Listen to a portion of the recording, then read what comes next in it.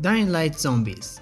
The Harn virus is a mutated rabies, and this influenza hybrid sweeps through the quarantine city of Harran after an ill-fated global athletic event. Infection begins with a bite or exposure to contaminated blood, triggering fever, delirium, and within hours to days, complete loss of higher brain function. Survivors stave off the change by injection antizin, a scarce antiviral that slows but never cures the pathogen. Once the drug wears off or the host dies, the virus takes over and reanimates the body. And because every inhabitant is already infected, any fatal wound, even a misstep of a rooftop, can add another corpse to the streets. And the virus produces several cases of infected that evolve with time of day. By daylight, the city teems with biters, decaying Romero-style shamblers that lunge in groups, and the fresher hyper-agile virals who still have enough muscle control to sprint and climb. Chemical spills and prolonged exposure spawn hulking goons, tank-like demolishers, and explosive bombers, each forcing different parkour or combat tactics. And when the sun sets, UV radiation fades, and the apex predators emerge. Volatiles, blade-jawed nightmares that sprint faster than any human and shred armor in seconds. Only UV flares, trap lights, or dawn's first rays make them retreat, turning night runs into white-knuckle tests of nerve and navigation. Narratively, the infected amplify Dying Light's score loop of risk versus reward. Daytime offers scavenging opportunities but dwindling supplies, and nighttime promises double XP and rare loot at the cost of lethal pursuers and limited visibility. And the virus is thus more than a backdrop. It's a living clock that pressures every decision, from whether to sprint across rooftops for a supply drop to how long to linger in a darkened tunnel before the volatiles catch your scent. The zombies from Plant vs. Zombies. The undead here work less like a virus and more like an organized marching band of ghouls. At their simplest, you have the shambling basic zombie. Slow, single-lane intruders who spend their brain hunger mostly face-planting into walnuts. But PopCap's design twist is that each upgrade in zombie wardrobe equals a jump in durability or gimmick. Don a traffic cone and you're a conehead zombie with triple health. Swap for a bucket and you're practically wearing a medieval helm. From there the roster gets absurdly specialized. Screen door zombies carry riot shields that block P-shots until a fume shroom's gas corrodes them. Ladder zombies neutralize your plant wall by literally climbing over it. And balloon zombies float above every projectile until a cactus or blower pops their ride. Night stages introduce Gravebuster, guarded tombstones that spawn surprise undead in your backline, while pool levels add Dolphin Rider zombies that leap over lily pads and torpedo your squash traps. Roof stages pitch the angles steep enough that only lobbers like Kabash bolts can clear them. Just as bungee zombies rappel from above to kidnap a beloved repeater you forgot to umbrella protect. At the top of the food chain looms the Gargantuar, screen-filling brute that soaks entire volleys before smashing plants and hurling a smashing imp over your last defenses. And of course Dr. Zombos, the mad mastermind in a Zombot mech, arrives with fireballs, ice balls, and a wrecking crane in a finale that smashes every prior mechanic into one frenetic boss fight. And what makes these zombies deadly isn't speed or gore, but synergy. A balloon scout distracts your air defense, letting a digger zombie tunnel under a two sunflowers from the rear, while a football zombie blitzes up front behind a screen door phalanx. Success in PvZ is therefore a constant calculus of sun economy, recharge timers, and lane-specific counters. Miss one rhythm and misjudge which quirky corpse is lurking next, and those goofy groans quickly crescendo into the zombies ate your brain's game over text. The Walking Dead zombies. The undead, usually called walkers, aren't spread by a single bite-borne pathogen the way many pop culture zombies are. Instead, every living human already carries the mysterious infection. When someone dies from any cause, they reanimate unless the brain is destroyed. A walker's bite is still lethal, but only because the wound becomes septic or hemorrhagic and kills the victim, after which they inevitably turn. Reanimation can take as little as a minute or as long as several hours. Physically, walkers are slow, uncoordinated, and driven solely by basic sensory cues, mostly sound and to a lesser extent sight and smell. They have no need to breathe or rest, so they claw at barriers until limbs shear off or bones break. Destroying the brain with a headshot, a skull crush, or blade through the temple is the only sure way to stop them. And although one walker is manageable, the real danger lies in numbers and herd behavior. Gunfire or shouting can draw dozens, then hundreds, into migrating masses that sweep across open ground like a tidal wave. And survivors sometimes mask themselves in walker guts or blood to fool that primitive sense of smell. And over time the series shows walkers decaying, skeletal jaws, missing limbs, or liquefied organs, yet still functional. And later seasons and spin-offs introduce rare variant walkers that can climb, open doors, or even sprint for short bursts, hinting the pathogen may be mutating.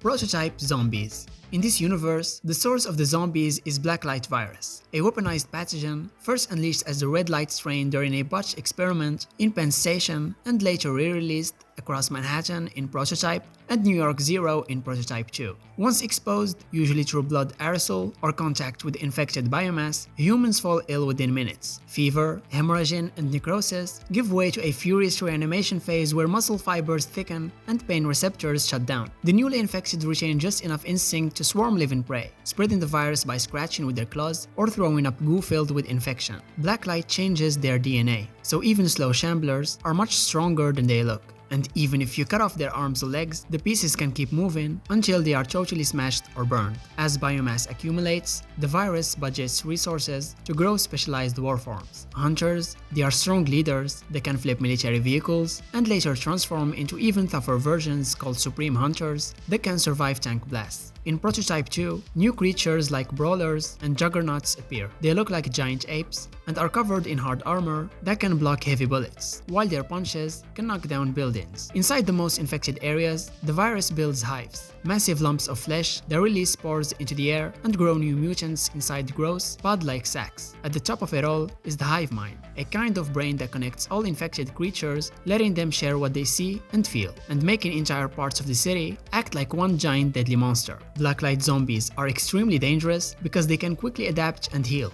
They eat other living things to recover, fix broken bones in seconds, and change to fight back against new weapons. For example, if you use fire, they grow heat-proof skin. If you use chemicals, they create new types that spit poison. And traditional containment collapses fast. Soldiers become food, and big explosions only spread the virus farther. Alex Mercer and later James Heller, hosts who control Blacklight rather than succumb, demonstrate why the virus is deemed an extinction class event. If even a fragment gains sentience, it can hijack tanks, impersonate commanders via consumed memories, and turn the most heavily armed metropolis into a searing, red-veined biowar zone within days. The White Walkers. Called the Others in the original Game of Thrones books, they are ancient, mysterious beings made of ice and cold. They come from a frozen land called the Lands of Always Winter, and they only appear when the world slips into long dark winters. According to the story, they were actually created thousands of years ago by the Children of the Forest, who used dragon glass to turn a human into a magical ice being, and that backfired big time. The result was a terrifying race of pale, crystal-skinned warriors with glowing blue eyes and the power to control cold so intense it literally freezes the air around them. In the show, one of the first White Walkers became the Night King, who acts like their leader and hive mind, and through him, they command massive armies of the dead. They can raise the dead with a single motion. People, animals, even giants can all become whites, zombie-like creatures that feel no pain and never get tired. And as long as the White Walker who controls them is alive, they'll keep fighting. Regular weapons don't work on walkers, they'll shatter, swords like glass. Only Valyrian steel or dragon glass, both linked to dragon fire, can actually hurt them, which ties into the whole theme of fire versus ice. For most of the series, the White Walkers are just a creepy legend in the background, but when they finally march on the wall, things get real. Every person they kill joins their army, and they move slowly but without mercy. Their growing threat forces wildlings to flee south, triggering the events that shake up all of Westeros. And when one of Daenerys' dragons, Viserion, is killed and turned into an undead ice dragon, that's when everyone realizes the end of the world might actually be coming. But the walkers aren't just scary monsters. Some old prophecies suggest they are punishment for humanity's arrogance, and others hint they are a force of nature here to reset the balance. Marvel Zombies. Just think of Marvel characters turned into zombies. That's Marvel Zombies. The outbreak begins on Earth 2149 when an infected century crashes through a dimensional barrier and spreads an extraterrestrial hunger virus. Within hours, every major hero and villain is bitten, dies and reanimates, but crucially retains full intellect and superpowers. The Avengers still wield their shields, the X-Men their mutant gifts, only now those gifts serve one goal: feed. What makes this plague uniquely apocalyptic is its snowballing power curve. A zombified Hulk has limitless strength and an appetite to match. An undead Scarlet Witch can teleport fresh meat straight into the maw of a cosmic-level zombie Wolverine. Even cosmic entities fall. The zombie horde outsmarts. Silver Surfer devours his power cosmic, and fueled by that energy, tears Galactus apart, absorbing his World Eater abilities. In minutes, they leap from planet hungry to multi-universal apex predators, able to cross the stars under their own power and strip worlds bare in a feeding frenzy. Later storylines like Marvel Zombies 2, 3, and 4 Return, Resurrection, and Marvel Zombies Dead Days show splinter factions wrestling with lingering conscience, or ruthlessly hunting the living across realities like a pack of superpowered locusts. Some infected, like Giant Man and Reed Richards, search for cures only to protect their food supply, while stray survivors such as Black Panther and Deadpool navigate ruins, crawling with god-level cannibals. Dead Island Zombies. The undead are victims of the coronavirus, a man-made prion-like infection designed as a bioweapon. It hijacks the nervous system, floods the body with adrenaline, and creates a violent drive to eat and spread the virus. Infection is lightning fast. A scratch or a bite can trigger fever, hallucinations, and death within minutes, followed by instant reanimation. Most people don't survive, but a few rare individuals, called immunes, the playable characters, have a genetic trait that resists full infection, and this lets them tap into the virus for superhuman strength and stamina, giving them the power to fight back without losing control, at least for now. After that, the virus mutates each host into a specific type built for chaos. Walkers are your typical slow zombies, good at swarming tight spaces like hallways. Infected still have fresh muscles and can sprint, scream, and tackle in blind rage. Thugs swell up with fluid and deliver massive punches that send players flying. And suiciders swell with explosive gas and blow up if you get too close. Rams are ex-security guards in straight jackets who charge like tanks. Floaters crawl through sewage and spit acid, while butchers have bone blades for arms and can block melee attacks. In Dead Island 2, now set in quarantined Los Angeles, the virus is rebranded as the Autophage. It's a retrovirus that either turns people into zombies or, in rare cases, called Newman, creates powerful hybrids that can use the virus like a weapon. Classic zombie types return with so-called twists. Walkers become shamblers, infected become runners, but new threats show up too, like crushers. They are massive brutes who smash the ground like earthquakes. Slobbers,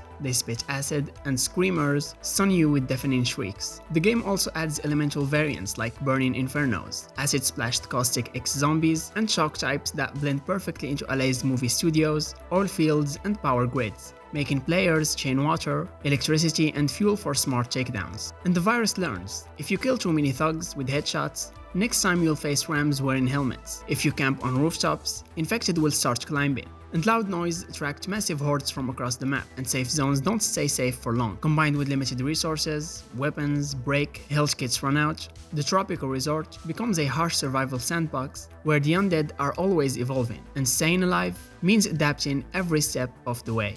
The Last of Us Zombies. What most people call zombies are actually living humans overtaken by the cordyceps brain infection, a mutated strain of the rearward fungus Ophiocordyceps. Once spores or a bite introduce the pathogen, it hijacks the host nervous system in hours, flooding the brain with mycelium that drives the victim into a murderous rage while keeping basic motor functions intact. And because the infected are still technically alive, their bodies don't rot away like classic undead, giving them a longer operational lifespan and the stamina of a living predator. And as the fungus spreads, the host physiology and behavior change in distinct stages. Freshly churned runners retain human speed and agility, swarming prey in packs, and within weeks, fungal plates erupt under the skin, muting cognition and creating stalkers that skulk in shadows, using unsettling clicks to echolocate. Months to years later, the infection fully armors the skull, blinding the host and birthing the iconic clickers, whose faces are entirely overtaken by the fungus, rendering them blind but giving them heightened echolocation abilities. Rarer years-old cases become bloaters or shamblers, hulking brutes shattered in hardened fungus that can hurl spore-filled sacks or emit corrosive clouds, making close combat almost suicidal.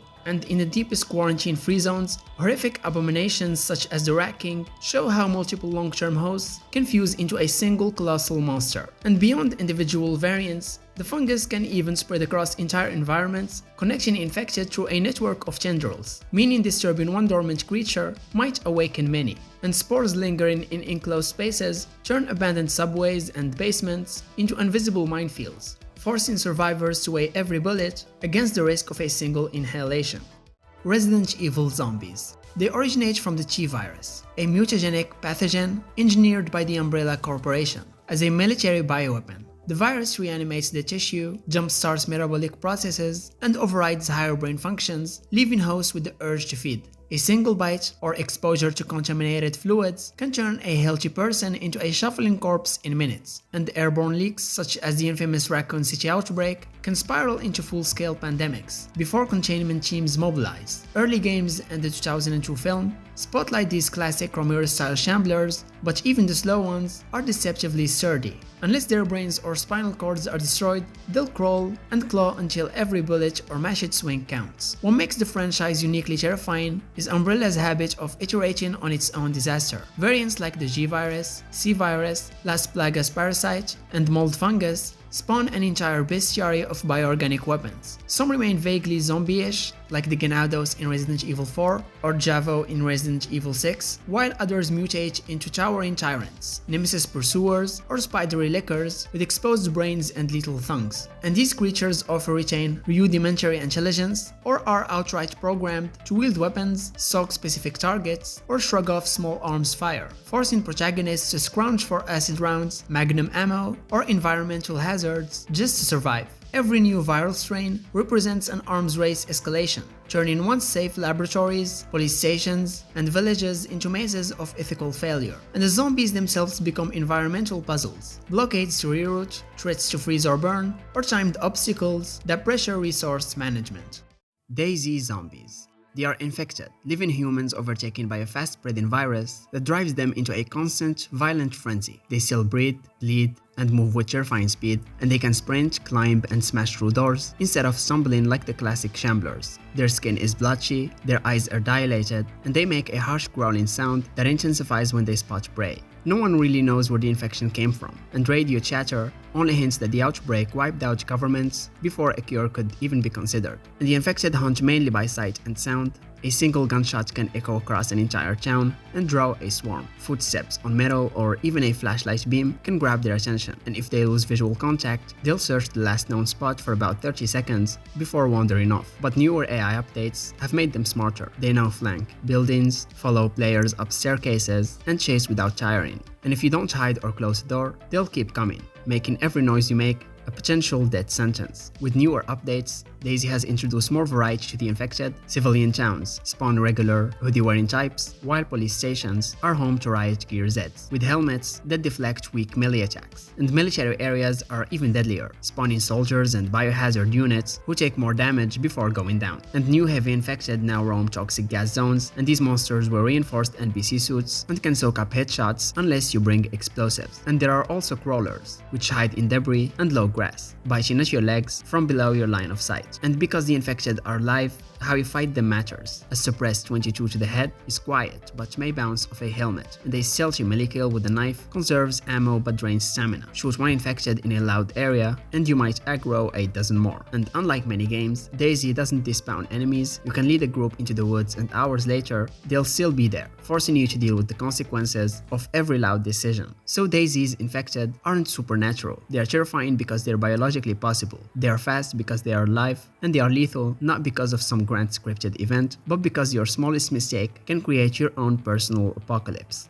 Dead Frontier Zombies. The chaos starts when the N4 virus tears through Fairview City, turning everything into a nightmare overnight. And the virus is super fast. People die almost instantly and then come back just as quickly, still able to run, climb, and chase after any noise, like gunfire or the sound of a chainsaw. Early rescue attempts fail, and the city collapses into a mess of burning hospitals, looted stores, and twisted metal. Only a few safe zones like Nastia's Holdout and Precinct 13 remain as fortified hubs where survivors trade bullets, food, and medicine while trying not to die. And the game uses a hidden aggro system. Basically, any noise you make, even a single gunshot, pulls zombies from nearby blocks, and they don't go away. Once they hear or see you, they'll keep chasing you through alleys and buildings until they get you or you manage to lose them. Early on, you'll mostly run into the basic infected, zombie-like citizens who shuffle or jog at you, sometimes from way off screen, and group into massive, never-ending hordes that follow you forever unless you lose them. But once you leave the suburbs, things get nastier, and that's where the virus starts mutating enemies into all kinds of monsters. There are long arms and short arms that smash through barricades, spiders and giant spiders that leap at you, and tendrils that rip through your armor. Then you've got leapers and elite reapers who can launch off rooftops, and fleshhounds that hunt in packs. And in the wasteland, these enemies can spawn as irradiated variants, meaning they take way more damage and drop valuable loot for high-level crafting. And the deeper you go into the city, the harder it gets. The inner city has tough mid-bosses like the Mother, who spawns creepy baby mutants, and flaming zombies zombies that set everything on fire. Red zones are worse, throwing in giant titans that cause mini earthquakes and ghostly raids that are fast and deadly. There's devil hounds, massive giant black spiders, and the horrifying black titan, a skyscraper-sized beast with over 1,000,000 HP. You'll need full squads, machine guns, and lots of buffs just to bring it down. And even after a boss is killed, its body doesn't disappear right away. It sticks around long enough to attract even more infected. So if you're slow to loot, you might end up fighting a second wave before you even make it back to Nastia's holdout in one piece. Minecraft zombies.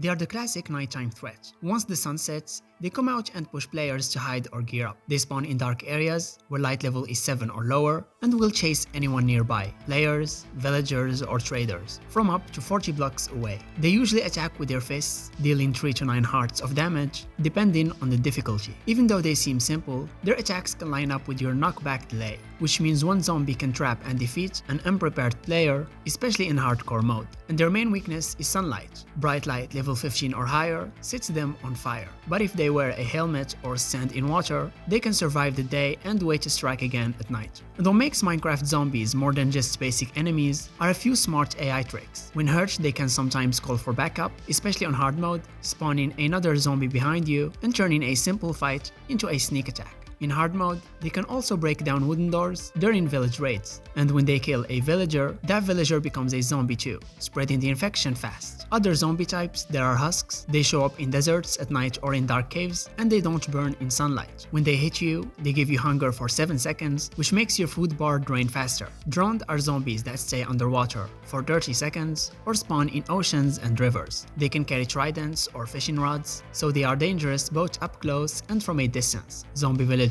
sometimes spawn naturally or appear when zombies kill villagers like I mentioned. Then there are baby zombies, tiny, fast and super annoying. They have a small chance to appear riding animals like chickens or even pandas, making them hard to hit and a real threat if you're caught off guard. Zombies can also pick up items from the ground if their can pick up loot setting is true. This is rare for wild zombies, but more common with zombie villagers. So if you drop something like an iron sword or enchanted armor during a fight, they might grab it and use it against you. Also, since the number of mobs that spawn depends on how close you are, building big, dark farms underground can cause hundreds of zombies to appear. And this can be a great way to collect rotten flesh to trade for emeralds with clerics early in the game. But if you forget to add a kill chamber, it can quickly turn into a lag-filled mess.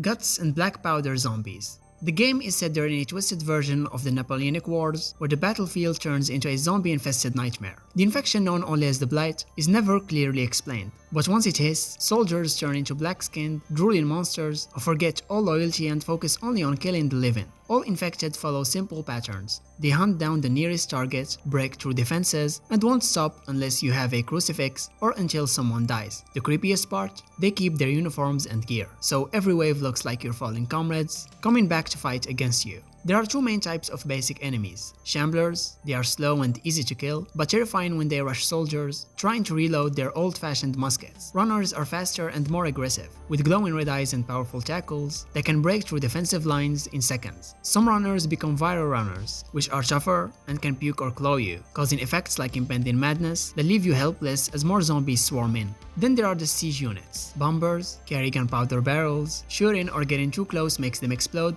damaging everything nearby. Igniters are half-burnt lunatics with flaming lanterns that can set entire trenches on fire, and sapper zombies, once engineers, now use axes to tear through walls and barricades, ignoring most gunfire along the way. Elite zombies are even worse. The Cuirassier zombie is a reanimated heavy cavalry unit in full armor. It charges like a bull, breaks defenses, and can cripple players unless they're treated by a surgeon. Most bullets bounce off its armor unless you land a clean headshot or a heavy axe blow. And then there's the headless zombie, a rare, terrifying boss that moves fast, swings deadly weapons, and can't be killed with headshots.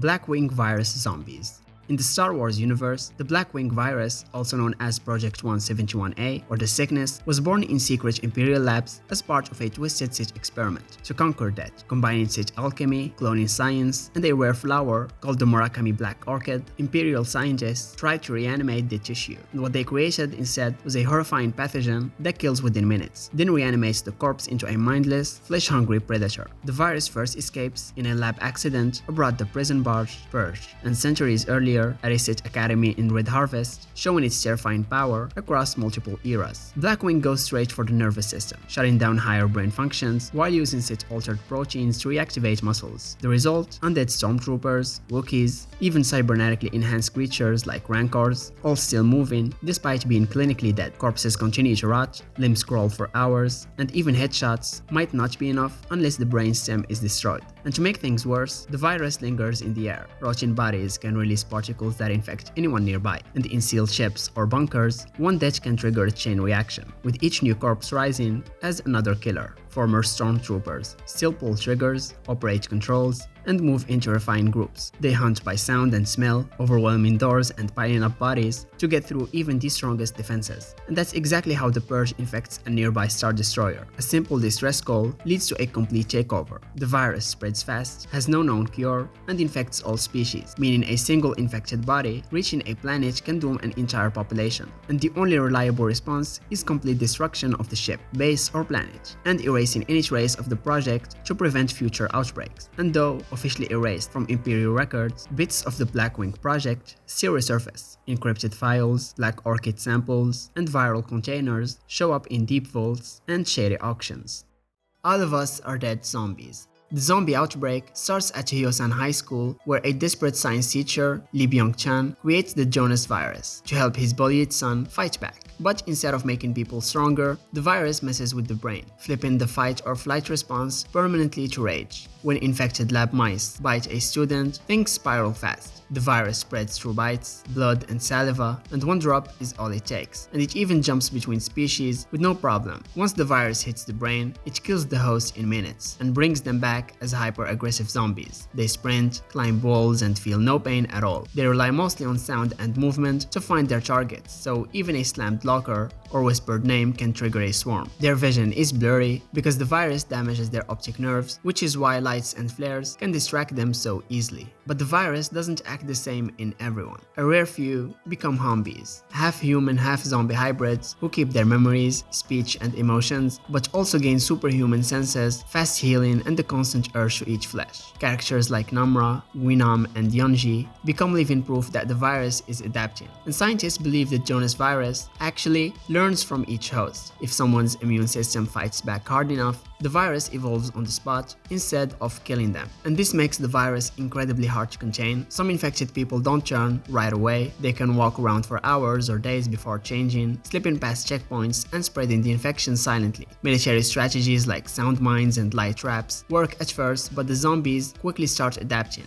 And by the end of the season, the city of Hyosan is destroyed in an airstrike. But the virus isn't gone. Lee's final files suggest it's still evolving in hidden carriers, especially the Hambies, hinting that this outbreak might just be getting started.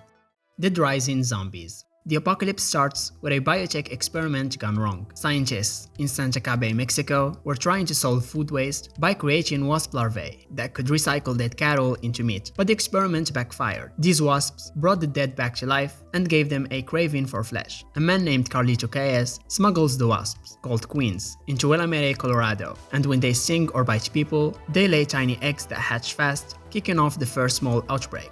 And once the parasite matures, it kills the host, takes over their nervous system, and turns them into zombies, whose only instinct is to spread the infection. And just one bite or sting is enough, and even contact with blood can infect you. Some zombies stay mindless, but others produce new queens, which float above crowds and control nearby zombies. Destroying a queen causes nearby infected to explode, something Frank West and other survivors use to their advantage with creative weapons like chainsaw paddles and flaming guitars. And after the first outbreak, the shady company Finitrons turns the parasite into a drug called Zombrex. It doesn't cure infection but delays it. You have to take it every 12 to 24 hours or turn into a zombie. Zombrex keeps people like Katie Green and Nick Ramos alive, but it also creates a black market, and Finitrons secretly spreads more outbreaks to boost demand. Miss a dose and you're gone in minutes. Take too much and you die, fueling theories that the company prefers keeping people dependent. And as time goes on, containment gets worse. New government agencies like the ZDC try curfews and shoot on-site orders, but they fall apart once queens evolve or Zombrex runs out.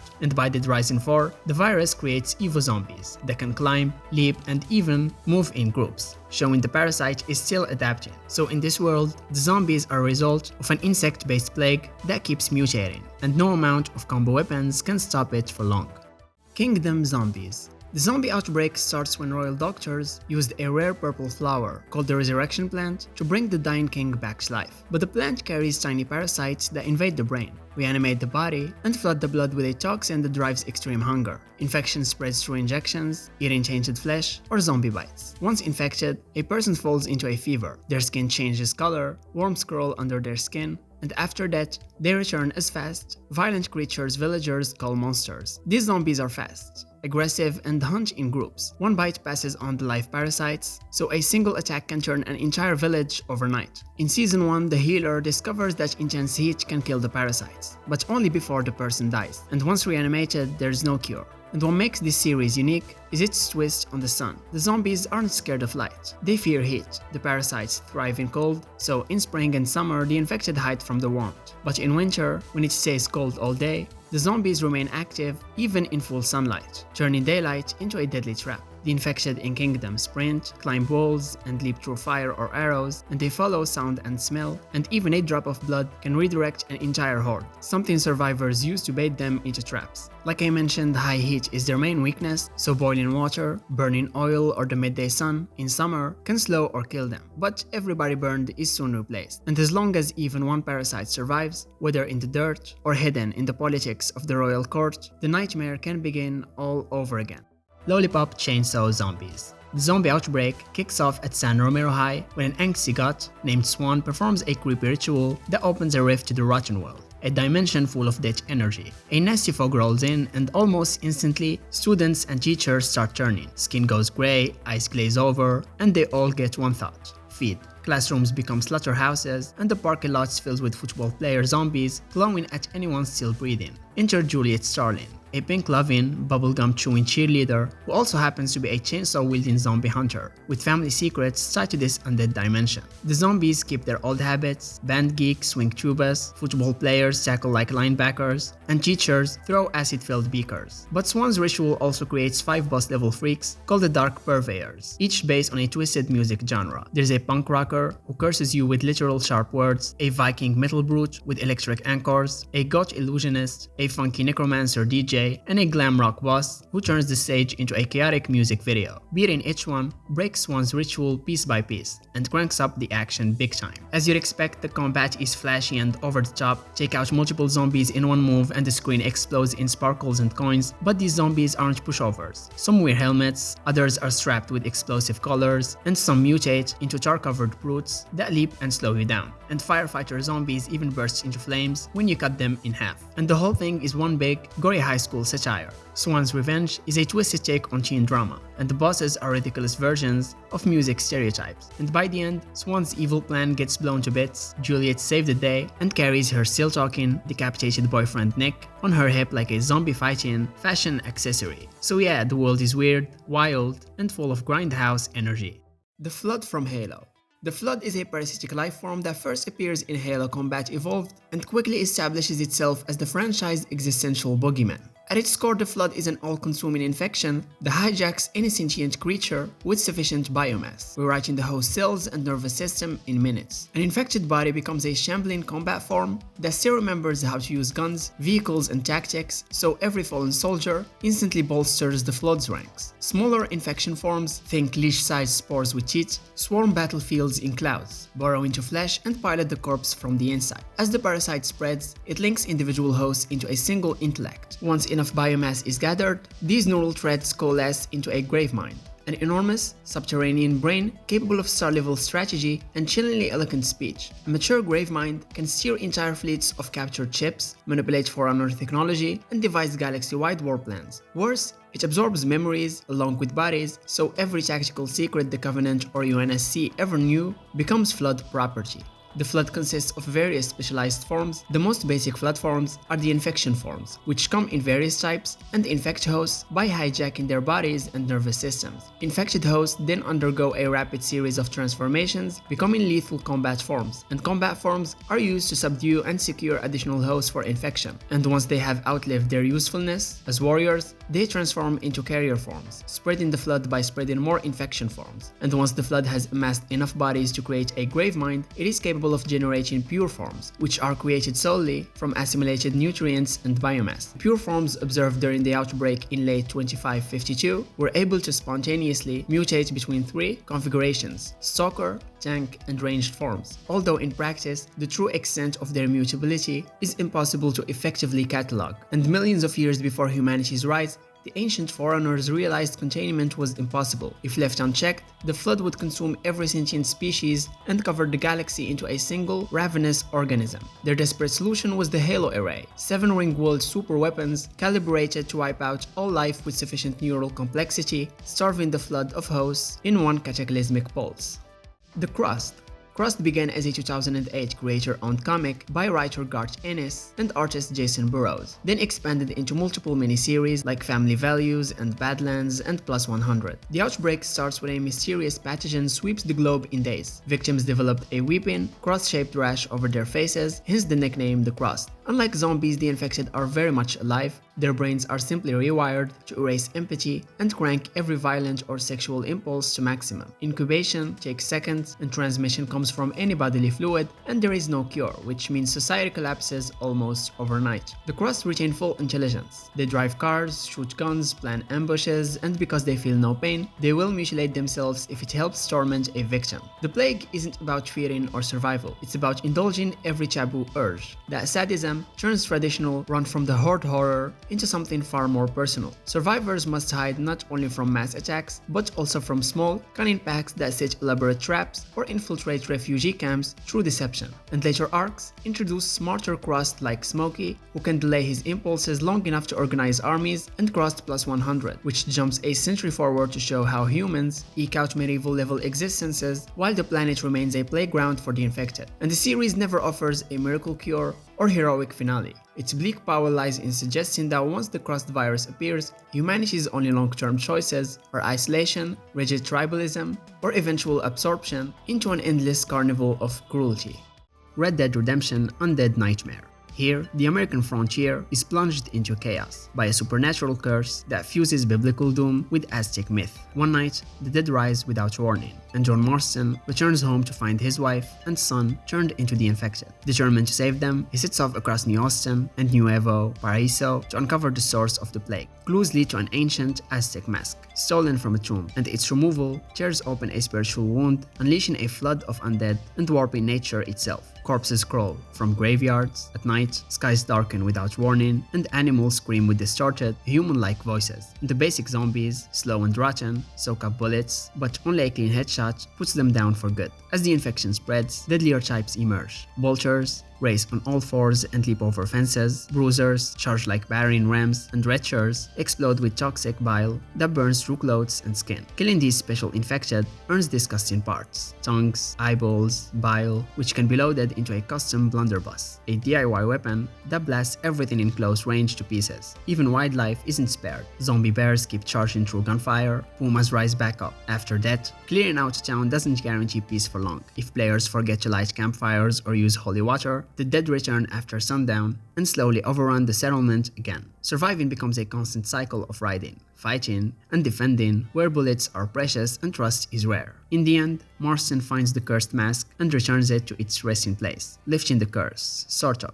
His family is restored, and the land is still haunted by whispers of a cowboy who fought off the apocalypse with a shotgun full of zombie guts and rode a pale horse into blood-red sunrises. High School of the Dead Zombies. The outbreak strikes without warning and without a name. No one knows where it began, and no one dares to define it. Survivors simply refer to the infected as them. What they do know is that the infection spreads through blood or saliva. Just one bite, scratch, or drop of fluid is enough. Victims suffer a violent fever and seizure before dying and reanimating in under a minute. Once turned, their eyes go pale, their skin grays, but their hearts keep pumping just enough to fuel muscle movement. They don't feel pain, don't bleed out, and don't stop, not even when bones are shattered or limbs hang loose. The series adds a unique twist to zombie behavior. These undead are nearly blind, reacting slowly to light or motion, but their hearing is hypersensitive. A dropped phone, a slammed door, even a quiet gasp in the wrong moment can draw dozens from nearby streets, and survivors learn to use this, setting off car alarms or fireworks to lure the horde away. But once they get close, sound isn't the only danger, because smell kicks in at close range, locking the zombie's attention even if the target goes silent. Individually, a zombie is slow and clumsy, but the danger comes from mass and environment. Stairwells, hallways, and bridges become death traps, and the only way to stop one is to destroy the brain or sever the spine, which mean getting close, and every close encounter risks getting infected by splatter or blood spray. Most weapons are improvised, and every fight feels like a gamble. Society crumbles within hours, TV broadcasts go dead, military barricades collapse under friendly fire, and adult leadership breaks into cults or trauma-frozen ruins. Amid the chaos, the focus narrows to a handful of high schoolers and a nurse, scavenging what they can and trying to survive. Maze Runner zombies. In this universe, the zombies are called cranks, humans infected by man-made flare virus that WCKD released after catastrophic solar flares destabilized the world economy. The pathogen attacks the brain's temporal and frontal lobes, sharpening aggression and gnawing away at impulse control. In the early stage 1 and 2 window, victims still look normal and can pass for healthy, which lets the disease spread through blood, saliva, and contaminated water. By stage 3, the cortex has begun to rot, skin lesions darken, eyes film over, and speech devolves into snarls punctuated by lucid flashes of grief. Once the infection crosses the blood-brain barrier completely, in stage 4 and 5, a person becomes a full crank. They are not undead, heart and lungs still function, but pain perception plummets while adrenaline surges, granting sprint speed and the strength to tear through steel grates or punch masonry. Their bodies desiccate under fever, giving them the skeletal, veiny appearance seen in the Scorched Trials film. Cranks hunt by sound and motion, swarming prey in packs that flow over ruined cars and fall in freeway columns, and because they don't decay like corpses, a single city can sustain tens of thousands of them for years. And what makes the flare apocalypse uniquely grim is its graduated timeline. Early stage victims retain reason long enough to feel their sanity peeling away, a torment WCKD exploits by harvesting enzyme-rich blood from the immunes, but each draw only slows, but never reverses, the neural burn, with fewer than 1% of humanity immune and the remaining population either dying of exposure or devolving into cranks. The flare creates a world where survivors must choose between ruthless containment measures and ethically fraught research on children, because every hour wasted on conscience is another hour the virus etches into someone's frontal lobe, speeding their march toward the shrieking, hyper-violent hordes that now rule the Scorch.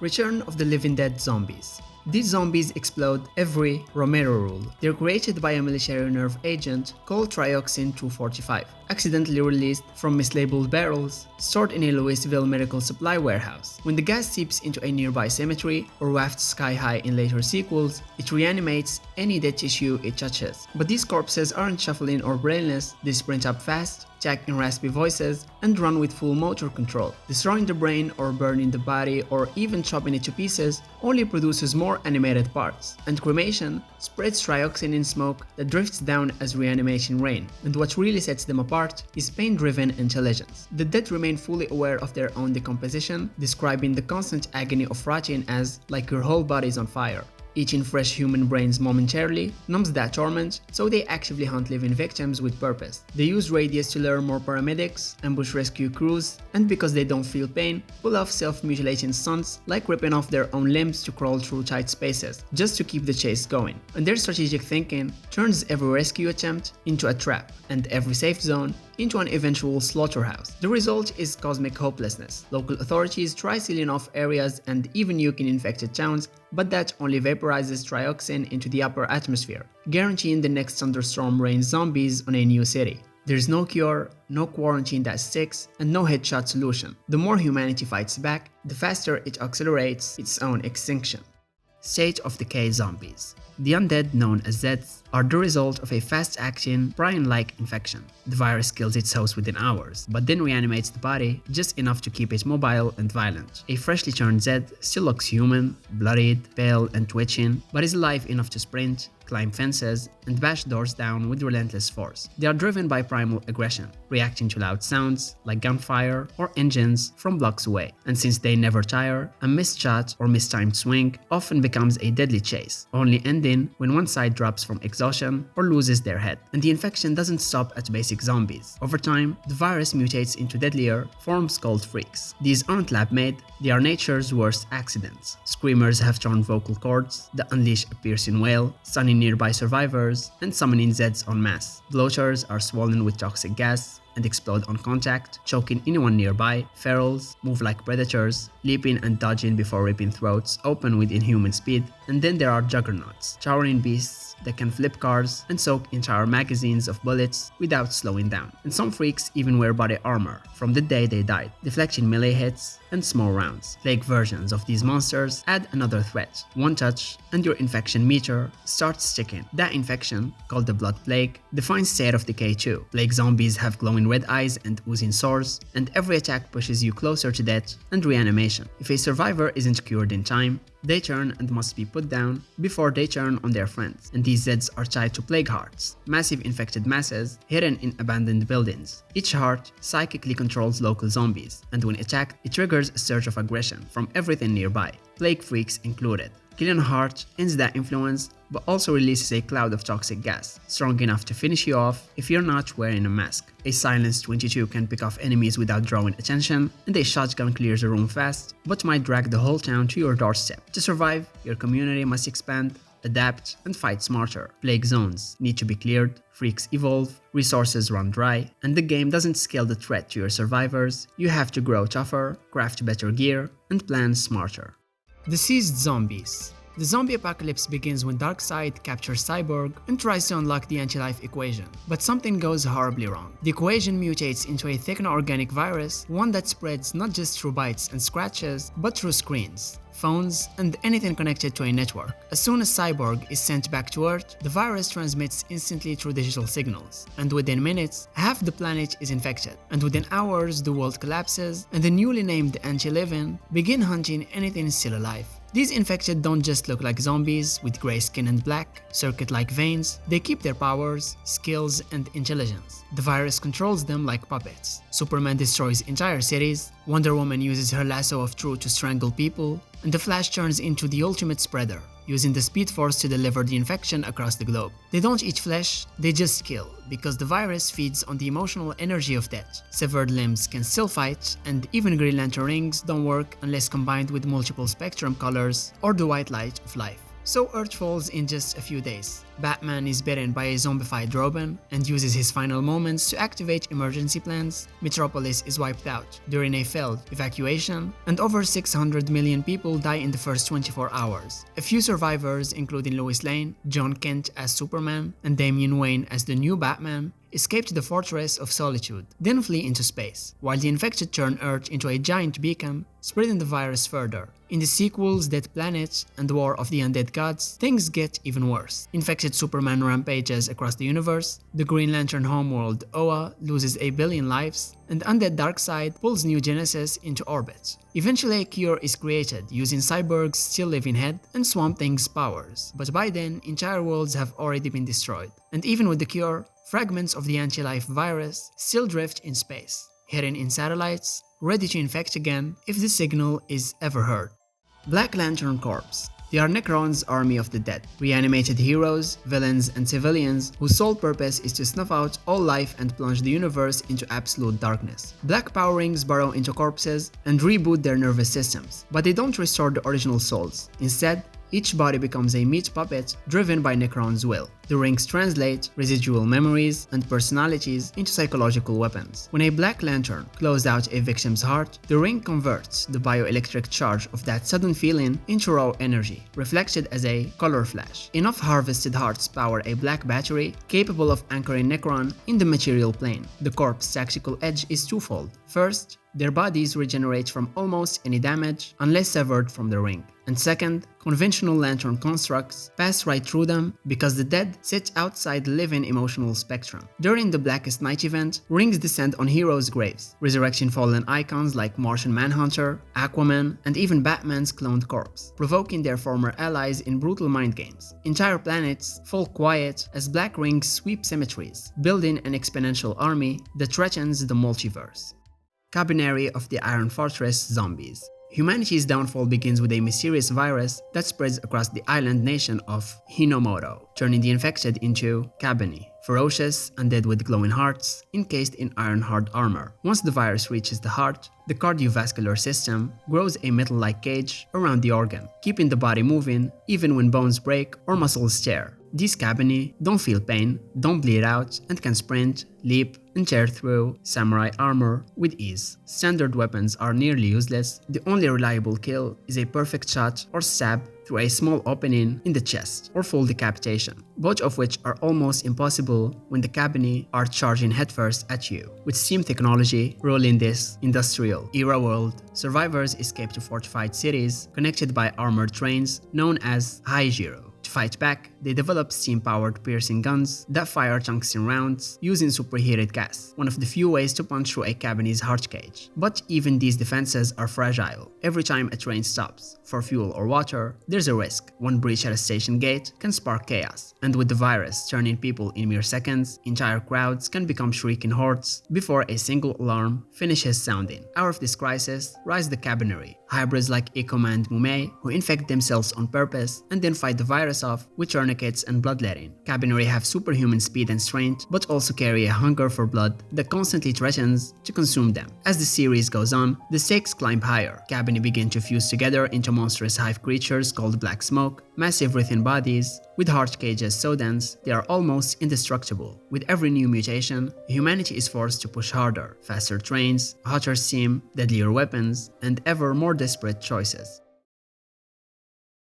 Killing floor zombies. The so-called zombies are actually Zeds, bioengineered clones created by Horzine Biotech to be throwaway super soldiers. And these aren't undead, they are alive, grown in vats, pumped with combat drugs, and stitched together with cybernetics right on the lab table. Their pale skin, glowing eyes, and stapled bodies aren't signs of decay, they are signs of rushed, brutal science. When Horzine's lead scientist, Dr. Kevin Clamley, who later becomes the Patriarch, loses his funding, he disables all safety systems and releases his prototypes onto London.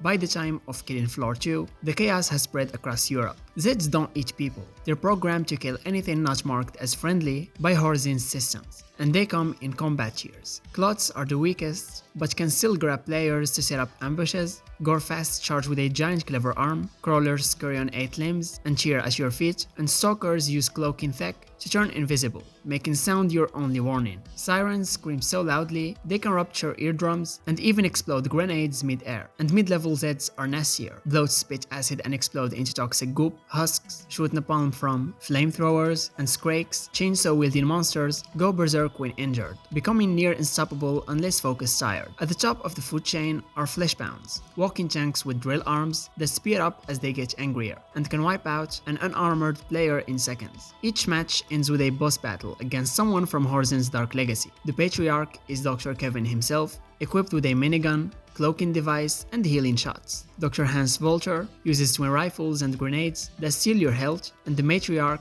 Kevin's estranged daughter, wears power armor and strikes with tentacle harpoons. Seasonal events introduce bosses like King Fleshbound and the Abomination, who remakes familiar mechanics in terrifying ways to overwhelm teams. And what makes Zeds so deadly is how the game scales. More players, more noise, more Zeds. And shotgun blasts attract attention, careless firing wastes precious ammo, and the game's AI loves to flank teams with surprise spawns. And survival depends on teamwork. Snipers for precision kills, firebugs to control swarms, and medics to keep buffs rolling. Horzine didn't make Zeds to be philosophical enemies, they are pure stress tests designed to push players to their limits wave after wave until the next nastier one begins. Project Zomboid Zombies. The undead aren't cosmic horrors or lab-bred mutants. They are depressingly ordinary people whose slow, inevitable advance mirrors the game's core promise. This is how you died. The virus underlying the outbreak is never fully explained, only that a bite, or less commonly a deep scratch, carries a 100% fatal infection that kills within a day or two before reanimating the victim. Once turned, zombies shuffle with stiff, Ramirez-style gait, but their threat scales with context. They form huge hordes in towns, linger as lone wanderers on back roads, and cascade toward any loud noise like alarms, gunshots, or even a clattering cooking pan. A single zombie is manageable, yet numbers escalate brutally. Smashed windows luring straggles, panicked gunfire snowballs into a migration horde that can blanket a neighborhood, and because zombies have no stamina limit, they'll pound on doors for hours, eventually breaking through if you don't reinforce with planks or metal sheets. Line of sight matters, duck behind fences or crouch in tall grass and they'll lose track. But get cornered in a tight hallway, and even a 3-zombie scrum can become lethal due to grab mechanics that pin you while others bite. What sets Project Zomboid apart is its sandbox mutability. Lore presets let you toggle shamblers, fast shamblers, or sprinters, adjust infection mortality from instant to weeks, and even turn bites non-lethal for a survivor's guilt experience. Late-game decay mechanics make surviving months feel different than day one. Zombies clothed in tatters, reducing bite protection, their flesh rots, slightly lowering vision, and winter drives them into buildings, creating indoor death traps just when food stocks are running low. Modders add variants, crawler heavy worlds, night vision Zeds, snow-shrouded sprinters, so each run can pivot, from slow burn survival sim to pulse-pounding chase thriller. But no matter the settings, the design philosophy stays grimly constant. The zombies don't scale to you, you scale to them. Killing floor zombies. The so-called zombies are actually Zeds, bioengineered clones created by Horzine Biotech to be throwaway super soldiers. And these aren't undead, they are alive, grown in vats, pumped with combat drugs, and stitched together with cybernetics right on the lab table. Their pale skin, glowing eyes, and stapled bodies aren't signs of decay, they are signs of rushed, brutal science. When Horzine's lead scientist, Dr. Kevin Clamley, who later becomes the Patriarch, loses his funding, he disables all safety systems and releases his prototypes onto London. By the time of Killing Floor 2, the chaos has spread across Europe. Zeds don't eat people. They're programmed to kill anything not marked as friendly by Horzine's systems, and they come in combat tiers. Clots are the weakest, but can still grab players to set up ambushes. Gorefast charge with a giant clever arm, crawlers scurry on 8 limbs and cheer at your feet, and stalkers use cloaking tech to turn invisible, making sound your only warning. Sirens scream so loudly they can rupture eardrums and even explode grenades mid-air. And mid-level Zeds are nastier. Bloats spit acid and explode into toxic goop, husks shoot napalm from flamethrowers, and Skrakes, chainsaw-wielding monsters, go berserk when injured, becoming near unstoppable unless focus tired. At the top of the food chain are fleshbounds, walking tanks with drill arms that speed up as they get angrier, and can wipe out an unarmored player in seconds. Each match ends with a boss battle against someone from Horzine's Dark Legacy. The Patriarch is Dr. Kevin himself, equipped with a minigun, cloaking device, and healing shots. Dr. Hans Volter uses twin rifles and grenades that steal your health, and the Matriarch, Kevin's estranged daughter, wears power armor and strikes with tentacle harpoons. Seasonal events introduce bosses like King Fleshbound and the Abomination, who remakes familiar mechanics in terrifying ways to overwhelm teams. And what makes Zeds so deadly is how the game scales. More players, more noise, more Zeds. And shotgun blasts attract attention, careless firing wastes precious ammo, and the game's AI loves to flank teams with surprise spawns. And survival depends on teamwork. Snipers for precision kills, firebugs to control swarms, and medics to keep buffs rolling. Horzine didn't make Zeds to be philosophical enemies, they are pure stress tests designed to push players to their limits wave after wave until the next nastier one begins.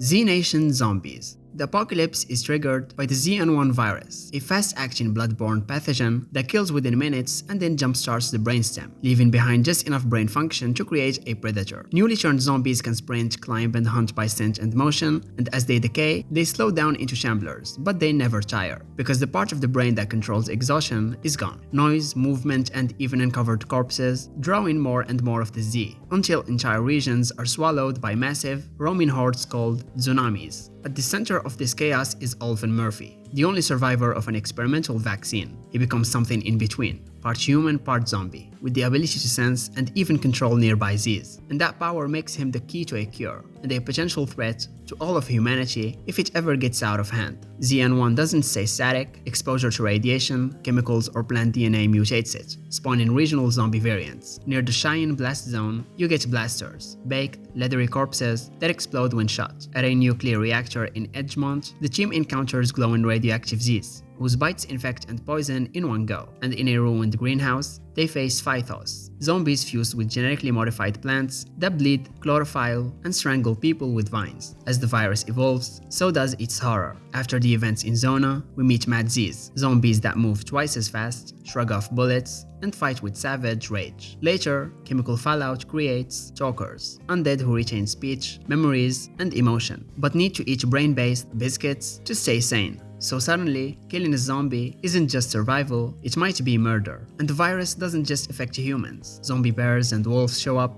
and Murphy's own immunity is infectious. Anyone he bites becomes a blend, gaining temporary resistance and turning blue-skinned, fanatically loyal, and dangerously cult-like. Blends worship Murphy like a messiah and see uninfected survivors as food. So with shifting alliances, evolving mutations, and Murphy's growing influence, every encounter is a gamble. Zombies can speak, friends can become monsters, and the virus itself learns as it spreads. Left 4 Dead zombies. The threat is the green flu, a fast-acting rabies-like virus that hijacks a victim's adrenal system, wipes out higher reasoning, and leaves only an animal urge to attack the uninfected. They can sprint, climb, and swarm, and they turn within minutes of exposure to bites or contaminated fluids. Once infected populations reach critical mass, they form stampeding hordes that home in on noise or bright light, turning a single gunshot or car alarm into an instant death sentence for the 4 survivors trying to cross and overrun America. The series' signature terror comes from its special infected, each a different mutation of the green flu. The original game introduces the Boomer, a bile-bloated exploder whose vomits blind survivors and summons hordes. There's also the Smoker, a lanky ambusher that reels victims in with a prehensile tongue. The Hunter, a hooded pouncer that pins prey beneath razor claws. The Colossal Tank, a concrete hurling juggernaut. And the eerily passive yet one-shot Deadly Witch. Left 4 Dead 2 adds the Charger, a half-tank battering ram. The Spitter, an acid-spewing area denial unit. And Jockey,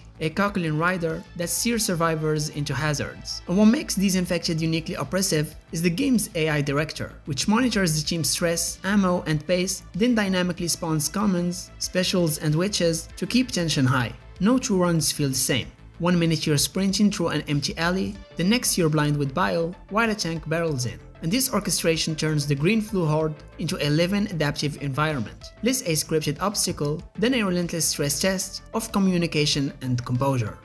Evil Dead zombies. In the Evil Dead franchise, zombies are deadites, living or deceased bodies possessed by a Kandarian demon loose from the Necronomicon Ex Mortis. A spoken incantation or even a scratched-up audio tape is enough to tear a rift between worlds. The demon then surges into the nearest flesh, whether it's a freshly killed hiker, a buried relative, or a still-breathing friend who merely caught stray demon wind. Because the animating force is supernatural, deadites aren't constrained by biology. The host may be mortally wounded, headless, or literally a rotting tree, yet it keeps fighting until every limb is separated and the pieces are burned to ash while a banishment charm plays in reverse. Deadites are terrifying because they can switch from sounding like the person they possessed to becoming twisted, monstrous freaks in seconds. They float, speech blood, grow claws or creepy tongues, and bend their bodies in impossible ways without slowing down. And they also play mind games, mocking people with childhood memories or pretending to beg for help while laughing. And their gore physiques obey cartoon logic. Hits can still bite, chopped off hands crawl around, and even eyeballs can fly into someone's mouth and choke them. And the only way to truly stop one is to completely destroy the body or use a magic spell. But even then, the demon just goes looking for someone else to take over. Across films, series, and games, one rule stays constant.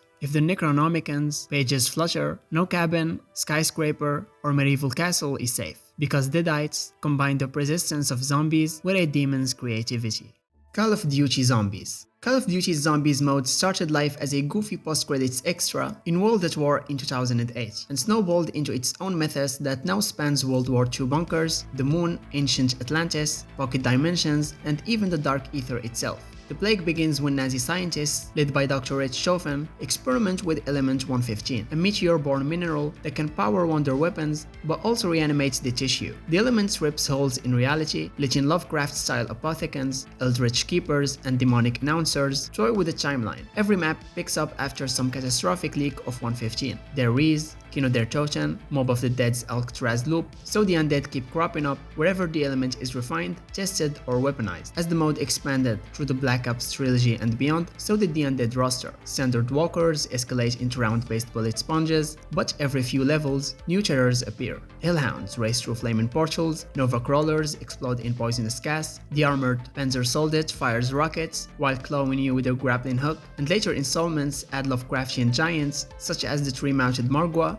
dimension-wrapping abominations, and the skyscraper-tall Orda. Round by round, spawn rates climb, health pools balloon, and only Pack-a-Punch upgraded wonder weapons like the Ray Gun, the Thunder Gun, Staffs of the Ancients, DIE Shockwave, or CRBRS can thin the horde fast enough to survive, and hidden Easter egg quests, often requiring ciphers, elemental upgrades, or switching tiny dolls in a new precise order, unlock narrative cutscenes that advance the saga or literally blow up the map as an escape. And the lore threads all that chaos into an apocalypse on loop. In the Ether timeline, Richthofen, Dempsey, Chekio, and Nikolai bounce through eras, trying to undo the dimensional tears element 115 and Samantha Maxis have ripped on, and their bittersweet finale rewrites reality at the cost of their own existence, only for the separate Dark Ether arc in Black Ops Cold War and Vanguard to reveal new rifts, new operatives, and even nastier zombies. No cure ever sticks. Every timeline ends in sacrifice or temporary containment, and each experiment with 115 inevitably spawns another endless wave, and that perpetual escalation makes COD Zombies a uniquely cyclical, ever-mutating threat where survival is measured not in days, but in how many rounds you can last before the horde inevitably overruns everything.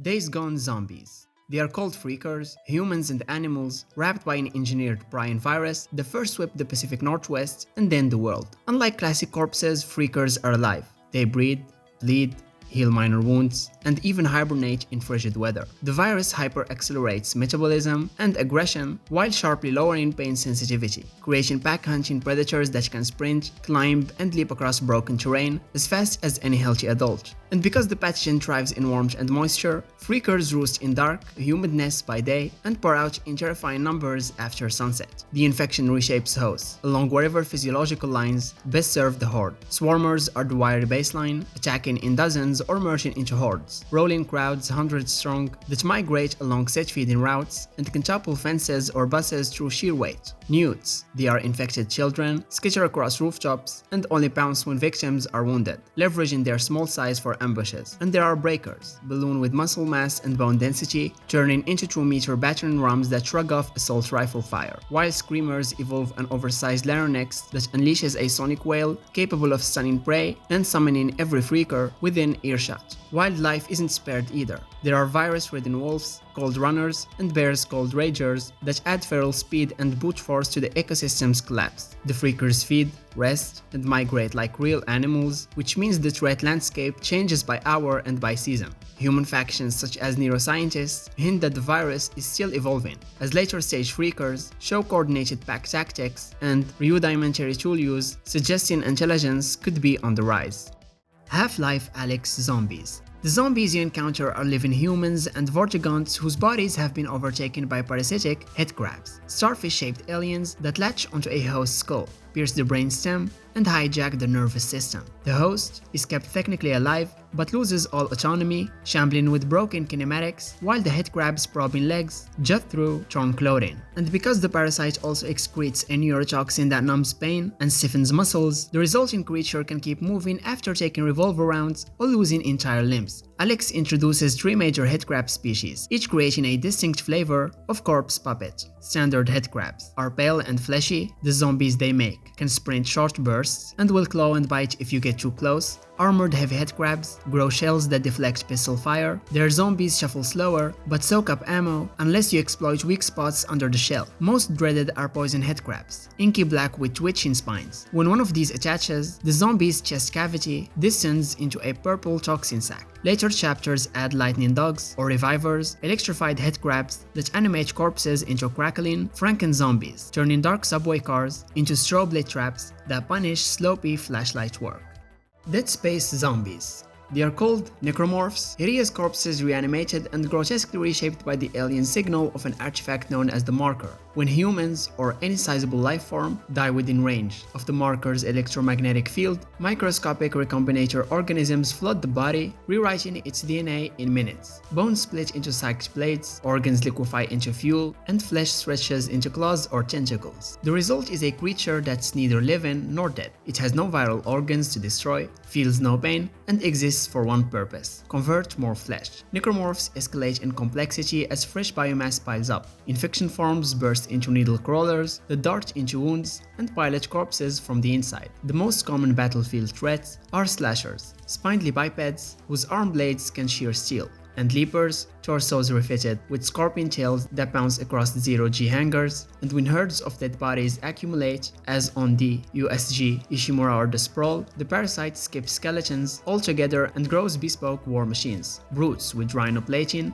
wall-fused guardians that spawn more infectors, and entire city block megamasses like the Hive Mind or Brethren Moon, each acting as a neural hub for everything it has absorbed. What truly magnifies the horror is the marker's hive mind signal. Every severed limb and every twitching corpse remains psychically linked. Kill a necromorph the wrong way, and its loose parts may scuttle off to fuse into something worse. The marker also projects hallucinogenic visions, luring survivors toward their own deaths and ensuring fresh materials for the swarm. Conventional firearms mostly fail, as headshots do nothing, so the only reliable tactic is strategic dismemberment, shearing off bladed limbs with industrial tools like Isaac Clarke's plasma cutter. Even then, the severed pieces remain dangerous until pulped or incinerated, and a single surviving infector can reignite the outbreak in hours.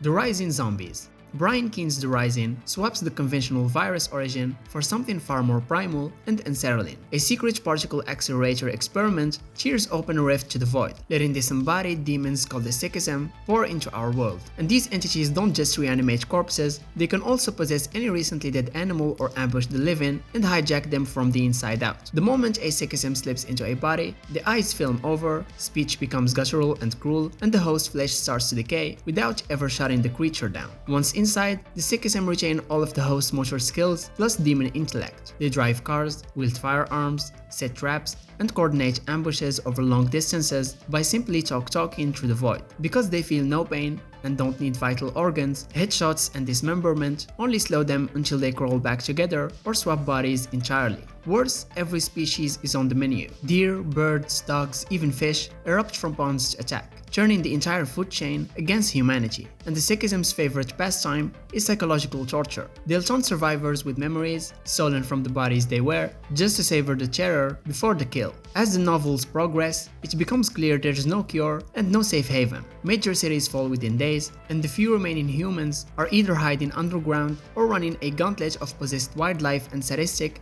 gun-toting corpses. Keene's apocalypse is bleak even by zombie standards. The world isn't facing a mindless horde but a legion of strategists wearing ratchet masks, guided by an otherworldly hive mind that intends to snuff out every last heartbeat simply because, to the Sikhism, life itself is an abomination that must be erased. World War Z Zombies. The zombie plague, often called Solonym in expanded lore, begins as a mysterious viral outbreak that reanimates the dead within minutes of a bite. The infection halts decomposition, floods the victim's system with adrenaline-like compounds, and overrides higher brain functions, leaving only a primal drive to feed and spread the virus. And because transmission is almost instantaneous, and any mammal with sufficient body mass can reanimate, the contagion races across continents before governments grasp its scope, turning routine medical emergencies and panicked evacuations into cascading flashpoints of chaos. Max Brooks' original novel portrays these zombies as classic Romero-style shamblers, slow, silent, and relentless. And their menace comes from overwhelming numbers and the fact that they don't tire. feel pain, or drown. They simply accumulate at choke points, like bridges, fences, and rooftops, until weight and resistance bring defenses down. And the 2013 film adaptation amplifies the threat by making the infected hyperfast and hive-like, and these sprinting zombies swarm en masse, forming right in anthills that let them scale walls or topple barricades in seconds. Train to Busan.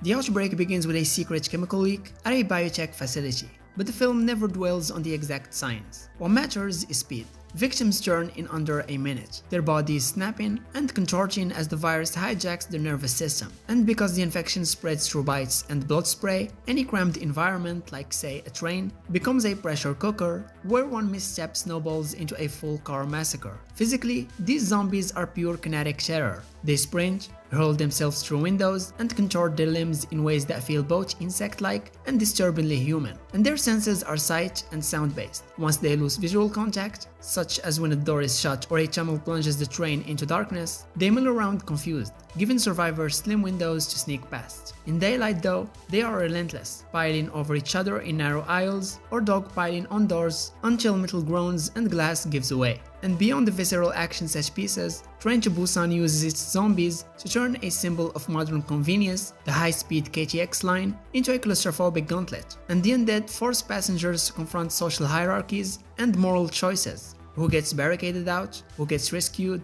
and who's deemed expendable.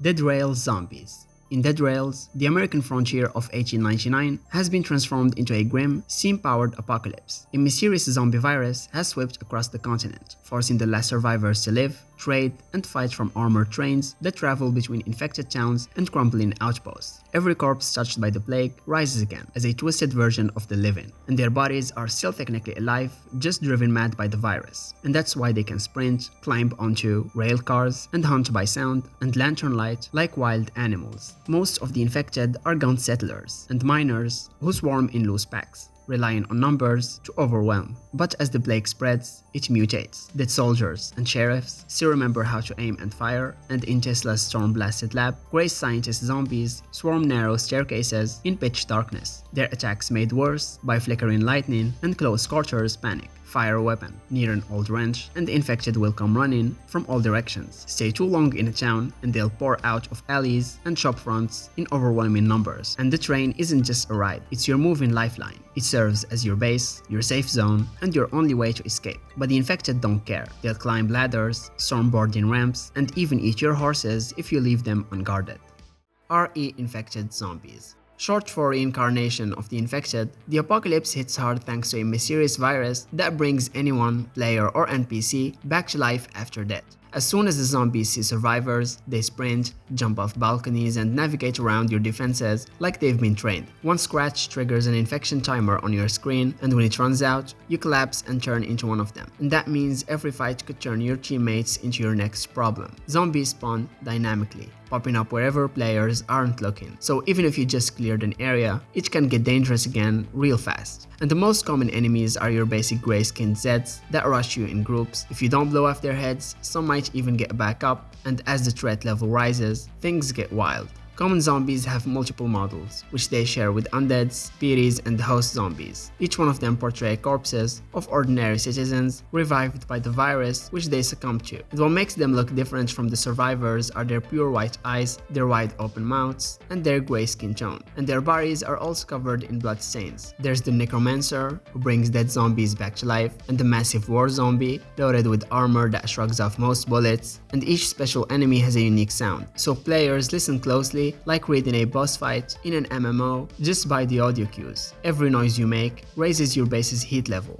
and once it gets too high, the game spawns a siren, a screaming zombie that brings in a mini horde. So you constantly have to balance moving fast with staying quiet. You can craft stealth gear and suppressors to help, but those supplies are hard to find and usually guarded by even more nasty enemies, like SWAT zombies. And the game keeps ramping up the pressure as you progress. As your team levels up, the AI director starts adapting, sending in zombies that counter your playstyle. And sometimes, Patient Zero will show up, a massive boss that locks down an entire area until it's taken out. And here's the wildest part. In some game modes, if you die, you join the infected, and suddenly the fight becomes PvE and PvP, with your old squad mates trying to survive while you chase them down. 7 Days to Die Zombies. They aren't really undead, they are more like infected people whose bodies keep going even after their minds are gone. They can still see, hear and smell, so making noise or giving off heat, like from a loud gun or hot fire, will instantly grab their attention. During the day, they mostly stumble around, easy to avoid. But at night, they sprint. Suddenly, that quiet, little building you thought was empty can explode with Zeds, charging out of closets, and if you're sneaky, keep a light slow or using silent weapons like knives, you can move through entire towns like a ghost, until you mess up. One mistake, like a creaky door or a bad arrow shot, and the whole town starts chasing you. Early on you'll deal with basic Zeds, like rotting nurses or bloated businessmen that you can take down with a knife or club. But as you level up, the game adds tougher versions, radiated Zeds that heal while you are reloading, and even mutated zombies that spit acid and destroy your armor from far away. And there are also screamers, who act like zombie alarms, too much noise or heat, and one shows up. Later in the game, you'll meet monsters like feral whites, which hit hard and drop good loot, and the terrifying Demolisher, a tanky brute with a glowing red chest bomb. Hit that bomb the wrong way and boom, part of your base disappears. Every 7th night brings the Blood Moon Horde. When that red moon rises, all the regular Zeds disappear and a special horde comes just for you. They know exactly where you are and won't stop coming until sunrise or you're dead.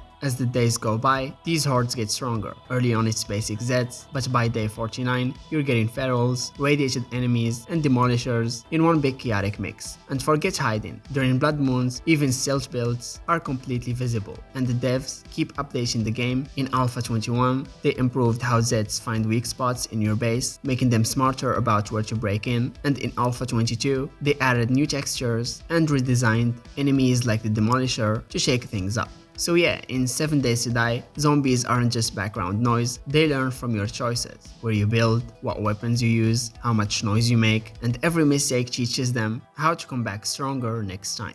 No more room in hell zombies. The zombie outbreak here is caused by a virus called 732ZH, a nasty infection that kills you and reboots your brainstem minutes later. A single bite, scratch, or even touching infected water can be enough to turn you. Once symptoms start, there's no cure, only painkillers to delay the inevitable. If you die, you drop on the spot, and unless someone finishes the job, you rise as a zombie seconds later, which means your teammates may have to shoot you in the head right after you fall. Most of the zombies are classic, slow Romero-style shamblers, but the game keeps things tense with surprises. About 1 in 10 zombies is a runner, a fast screaming maniac that can close distance in seconds. Even kid zombies show up, small and fast, ducking under your attacks and biting hard, which messes with both your health and your morale. Crawlers, these zombies are slower than the normal zombies you see. They do a great job of camouflaging themselves in the remains of the dead. There's also National Guard zombies, army soldiers who have succumbed to the virus and turned into the reanimated dead. They can spawn in Shambler, Crawler, and Runner variants, and due to their body armor, they can absorb a bit more damage than a Shambler, which may require anywhere between 3 to 5 additional swings to the body to kill one. And the game uses a randomized spawn system, so you never know if the next hallway has a single crawler or a whole pack of runners waiting to explode out of closets. And as always, sound management is key. Loud noises like gunshots or slamming doors attract nearby undead instantly. On higher realism settings, ammunition is rare and now headshots count, so every shot feels like a big decision. Use it now or save it and risk getting infected. And if you do get bit, your team has to decide if they want to share meds to buy you time or back off before you turn on them.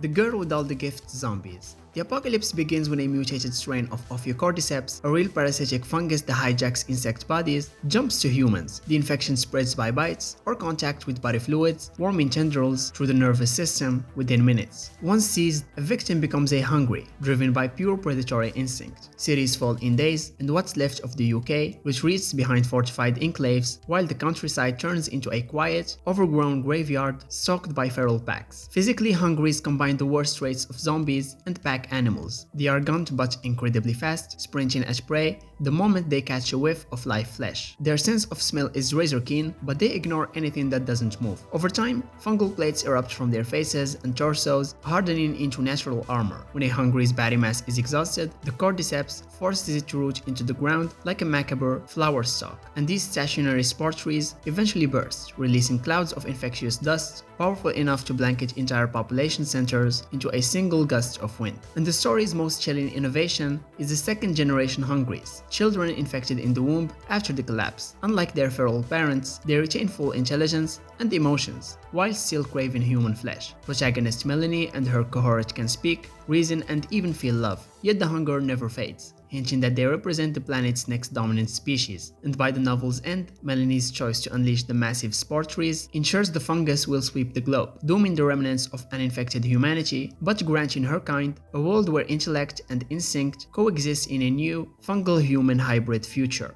The Walking Dead zombies. The undead, usually called walkers, aren't spread by a single bite-borne pathogen the way many pop culture zombies are. Instead, every living human already carries the mysterious infection. When someone dies from any cause, they reanimate unless the brain is destroyed. A walker's bite is still lethal, but only because the wound becomes septic or hemorrhagic and kills the victim, after which they inevitably turn. Reanimation can take as little as a minute or as long as several hours. Physically, walkers are slow, uncoordinated, and driven solely by basic sensory cues, mostly sound and to a lesser extent sight and smell. They have no need to breathe or rest, so they claw at barriers until limbs shear off or bones break. Destroying the brain with a headshot, a skull crush, or blade through the temple is the only sure way to stop them. And although one walker is manageable, the real danger lies in numbers and herd behavior. Gunfire or shouting can draw dozens, then hundreds, into migrating masses that sweep across open ground like a tidal wave. And survivors sometimes mask themselves in walker guts or blood to fool that primitive sense of smell. And over time the series shows walkers decaying, skeletal jaws, missing limbs, or liquefied organs, yet still functional. And later seasons and spin-offs introduce rare variant walkers that can climb, open doors, or even sprint for short bursts, hinting the pathogen may be mutating.